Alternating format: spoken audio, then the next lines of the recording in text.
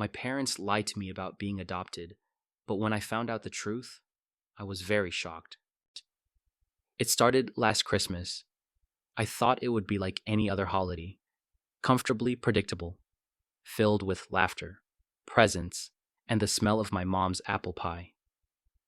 Dinner had been uneventful, but as the plates were cleared, my parents' behavior shifted.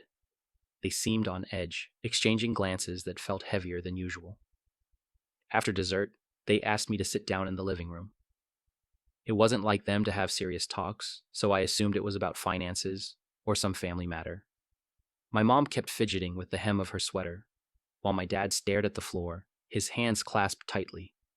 The tension was palpable, and my stomach churned with a nervous anticipation. Then, they told me, I was adopted. The words hung in the air like a storm cloud. Adopted. It didn't make sense. For 25 years, I had believed I was their biological child.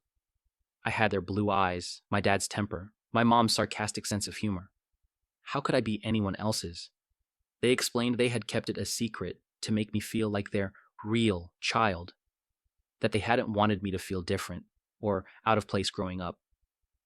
They said they planned to tell me when I turned 18, but life had gotten in the way, and they didn't want to disrupt my life when I was younger.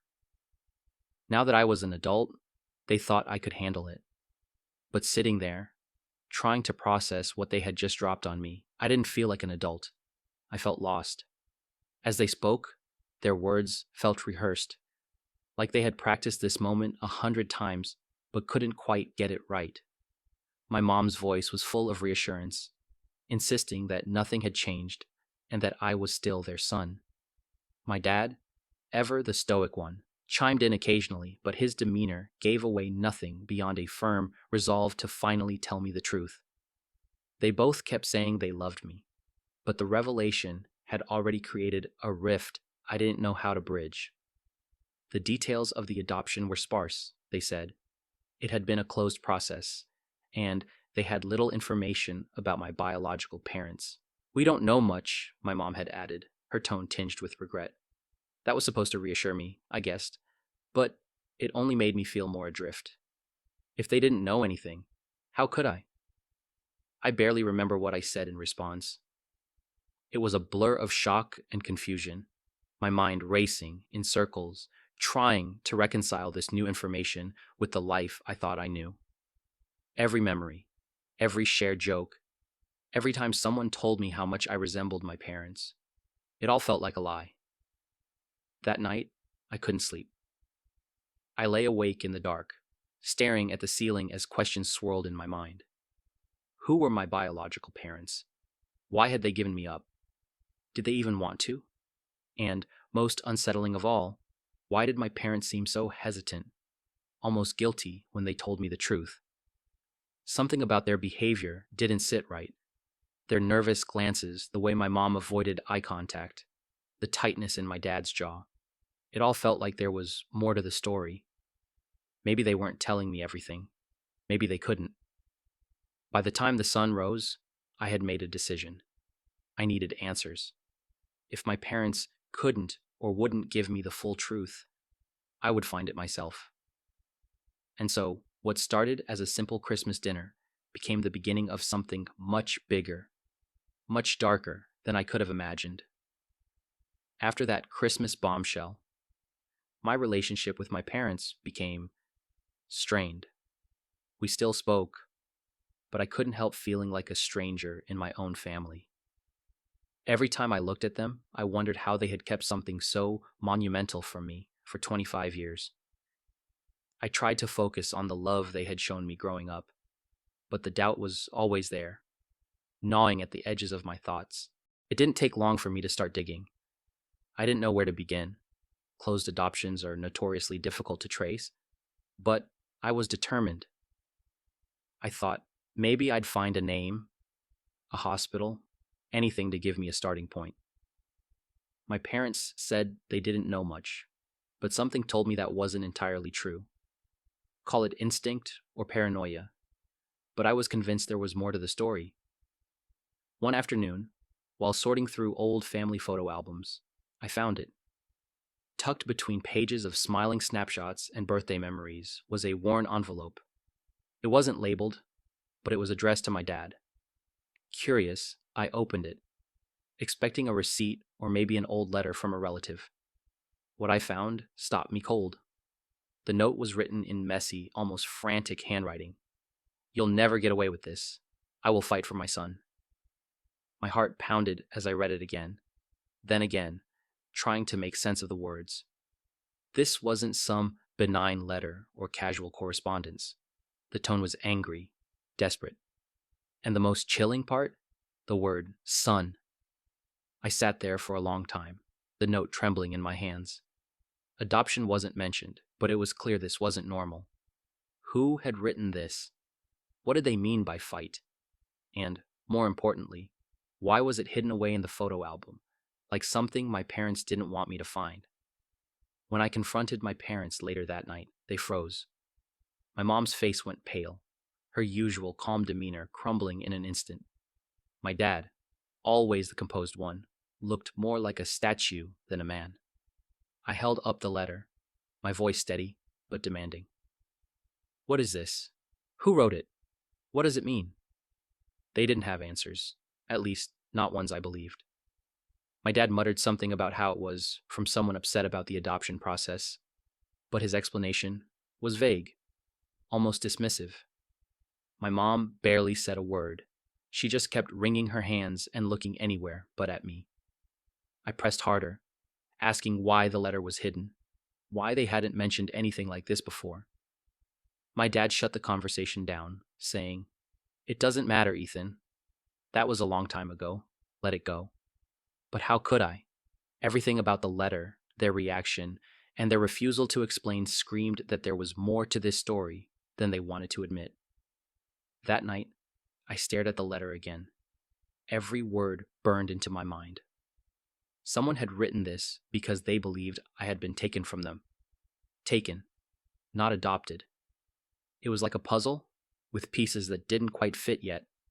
But I knew one thing for sure. This letter wasn't just a clue, it was a warning. And if I wanted answers, I'd have to keep digging. After finding the letter, I couldn't stop thinking about it. Every word replayed in my head like a warning bell I couldn't shut off. My parents' refusal to address it only fueled my suspicions. What were they hiding? And who wrote that letter? The thought that someone might have fought for me, someone who thought I had been taken, left a knot in my stomach. I spent the next few days combing through everything I could find in my parents' house. It wasn't easy. I didn't want to arouse suspicion, so I waited until they were out of the house or asleep to snoop around. Photo albums, drawers, old shoeboxes shoved into closets. I searched through anything that might hold more clues. At first, it felt like I was chasing shadows. Most of what I found were innocuous family mementos, birthday cards, old receipts, a ridiculous amount of Polaroids. But then I found something tucked away in the bottom of an old filing cabinet in my dad's office. It was an unmarked manila folder stuffed with legal documents. At first glance, it looked like standard adoption paperwork, contracts, signatures, and official seals. But as I flipped through the pages, something caught my eye. It was a court document, dated the year I was born. My dad's name was listed as the respondent in what looked like a custody case. The petitioner? Someone named Thomas Carrington. I didn't recognize the name, but the phrase that followed sent a chill down my spine. Petition to retain custody of minor child. My heart sank. This wasn't adoption paperwork. This was a custody battle. The more I read, the worse it got. There were allegations that my dad had violated court orders, and a note that stated the case had been dismissed due to the petitioner's failure to appear for a final hearing. It didn't make sense. Why would someone go to court to fight for me and then just disappear? Then I noticed a handwritten note in the margins of one document, barely legible but clear enough to decipher. It said, "Final ruling does not reflect the facts. He took the child." I sat there in stunned silence, trying to piece it all together. My parents had told me my adoption was a closed process, but this didn't look like an adoption at all. This looked like someone, Thomas Carrington, had fought for custody of me and lost, and now I had no idea who he was or what had really happened. That night, I couldn't face my parents. I avoided them, retreating to my room to stare at the documents spread across my bed. If I confronted them again, would they keep lying to me? Could I even trust anything they said at this point? Before I could decide my next move, my phone buzzed. It was an email from an unfamiliar address. The subject line read, "You deserve the truth." My hands trembled as I opened it. Inside were two photographs, one of a man I didn't recognize, and one of a baby that looked exactly like me. The email was short. "They've been searching for you. Not everyone is happy you're alive." I froze. My chest tightened as panic set in. Who was this man? Who sent the email? And what the hell did they mean by, "Not everyone is happy you're alive"? The letter in the album had been my first clue. These documents were my second. But now, with this email, I realized I was stepping into something much bigger than I had ever expected. Something dangerous. The email consumed my thoughts for days. Who had sent it? And why now, just as I was uncovering the truth? The photos? The man I didn't recognize? And the baby that looked exactly like me felt like pieces of a puzzle I wasn't sure I wanted to solve anymore. The final line of the email stuck with me the most. "Not everyone is happy you're alive." It felt like a warning, but I had no idea who or what I was supposed to be afraid of. I stared at the court documents again, trying to make sense of them. The petitioner, Thomas Carrington, seemed to be at the center of whatever had happened.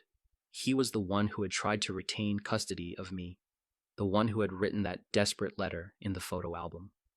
Was he my biological father, or just someone fighting on behalf of my real parents? With no better options, I decided to start with the name. I spent hours combing through online records, old newspapers, and public databases. It wasn't easy. The name Thomas Carrington turned up a dozen hits, most of which led nowhere. It was like chasing a ghost. But then I found it. A news article from nearly 25 years ago, buried in an archive. The headline read, "Local man arrested in custody dispute." My stomach churned as I clicked on the link. The article was short, just a few paragraphs, but it was enough. Thomas Carrington had been arrested after allegedly attempting to abduct a child during a supervised visitation. The article didn't name the child, but it was dated less than a year after I was born. The accusations seemed damning, but something about the story didn't sit right. The article described Carrington as desperate and unstable, but there were no follow-ups, no trial records, no mentions of what happened next. It was as if the case had been wiped clean from the public record. I couldn't ignore the possibility that this man was my biological father. If he was, the implications were staggering. Had my dad, Greg, really taken me during a custody battle? And if so, how had he managed to keep it hidden all these years? I needed answers, but there was no one I could trust. My parents weren't talking, and the email sender hadn't reached out again. The only clue I had was a name and a decades-old article that raised more questions than it answered. That night, I stared at the man's photo from the email, wondering if he was Thomas Carrington. His face was weathered, tired, but his eyes, something about them felt familiar. Could I be imagining it? Or was this my father? The man I'd never known? As I sat in the dim glow of my laptop, my phone buzzed again. Another email. My breath caught as I opened it. This time, there was no message, just an attachment, a scanned image of a handwritten note. The words were messy, scrawled in what looked like panic. "You don't know the truth? Don't trust them. They will do anything to keep you silent." I felt a chill run down my spine. The sender's identity was still a mystery, but their intent was clear. They wanted me to keep digging. But at what cost? The more I uncovered, the more dangerous this felt. I was no longer sure who I could trust, or if I was in over my head. The second email left me reeling. The note was scrawled hastily, almost frantic, but its message was unmistakable. You don't know the truth. Don't trust them. They will do anything to keep you silent. I couldn't help but feel like I was being pulled into something much bigger than myself. Something my parents had tried to shield me from, or hide entirely. My instincts screamed at me to stop, to let it go and move on, but the unanswered questions wouldn't let me. Who were they? My parents? Someone else? I decided to focus on the one lead I had, Thomas Carrington. If he was the man in the photo, if he was my biological father, I had to find him. The article about his arrest had been the only solid piece of evidence so far, but it had mentioned a town in a neighboring state. It wasn't much, but it was a start. I took a chance and drove out there one weekend, telling my parents I needed some space to clear my head. It wasn't entirely a lie. I hadn't been able to look at them the same since finding the letter and the documents. Their silence only confirmed they knew more than they let on. The town was small, the kind of place where everyone knew everyone. I started at the local library, hoping the archives might hold something the internet couldn't. Hours of searching turned up nothing new about Thomas Carrington's arrest, but I did find an obituary. Thomas Carrington had died 3 years ago. I stared at the screen, the words blurring as the realization sank in. If he was my biological father, I'd never have the chance to meet him. The obituary was short, mentioning no surviving family, just a brief note about his work as a mechanic and his dedication to his community. It painted a picture that didn't match the desperate, unstable man described in the article. I felt a mix of anger and sadness. If he was my father, I'd never hear his side of the story. I'd never know why he fought for me, or why the courts painted him as dangerous. But something about the obituary struck me as strange. His community seemed to hold him in high regard. If he was the villain my parents' silence implied, why was he remembered so fondly? Before I left, I visited the mechanic shop mentioned in the obituary. It was run down, the paint peeling, but still in operation. I walked in, unsure of what I was even looking for. A middle-aged man behind the counter greeted me. When I mentioned Thomas Carrington, his expression shifted from polite to wary. "You're not the first person to come asking about him," he said, his tone guarded. "But if you're looking for trouble, you should leave. That man went through hell, and some folks around here don't take kindly to digging up the past." The warning hit me, like a punch to the gut. Someone had been here before me, asking questions. The man wouldn't say more, just shook his head and muttered about things better left alone. As I drove back home, the sense of unease grew. Thomas Carrington was gone, but his story wasn't. Someone had been looking for him, or maybe for me. The emails, the letters, the documents, it was all connected. And now it seemed I wasn't the only one trying to piece it together. When I got home, there was a small package waiting for me. No return address, just my name written on the front in block letters. I opened it carefully, my hands shaking. Inside was a single photograph, old and faded. It was of a woman holding a baby. Her expression was soft, protective, and the baby looked unmistakably like me. On the back, in neat handwriting, were 3 words: "Find her, now." The photograph shook me to my core. The woman's face was unfamiliar, but there was something about her eyes. They looked like mine. She cradled the baby, me, I realized, with such tenderness that I felt a pang of something I hadn't expected, longing. This wasn't just some stranger. This had to be my biological mother. The words on the back, "Find her, now," felt urgent, almost desperate. But the questions came flooding in faster than I could process them. Who had sent the package? Why now? And, most importantly, who was this woman, and why had she disappeared from my life? I spent the night with the photograph laid out on the table in front of me, staring at every detail as if it might reveal some hidden answer. She was young, maybe in her early 20s. Her smile was small, almost uncertain, and her posture seemed protective, as though shielding me from something. In the background, I noticed the faint outline of a sign, just the letters by Ville Dîner. It wasn't much, but it felt like a clue. After hours of searching old maps and diner names online, I finally found it. Oakville Diner, a small establishment in a quiet town just an hour away from where Thomas Carrington had lived. I didn't hesitate. The next morning, I packed up the photo and drove to Oakville, the questions in my head growing louder with each passing mile. Oakville was the kind of town where time seemed to have stood still. The streets were lined with weathered storefronts, and the pace of life was slower than I was used to. The diner looked much the same as it had in the photograph, the faded sign matching the barely visible one in the background. Inside, the smell of frying bacon and strong coffee greeted me. Locals sat at the counter, chatting casually with the waitresses. I approached the woman behind the register, holding up the photo. Her brow furrowed as she studied it, but after a moment, she shook her head. "Sorry, I don't recognize her," she said, handing it back. "But if anyone might, it's Carol. She's been around here longer than most." Carol was sitting in a corner booth, nursing a cup of coffee and flipping through a paperback novel. Her eyes were sharp despite her age, and when I approached her, she looked at me with curiosity. When I handed her the photograph, she froze. Her hand trembled slightly as she traced the woman's face with her finger. "That's Mary," she said softly, her voice tinged with something between nostalgia and sorrow. "Mary Sullivan. I haven't seen her in... goodness, it must be 25 years. Hearing the name hit me like a punch to the gut.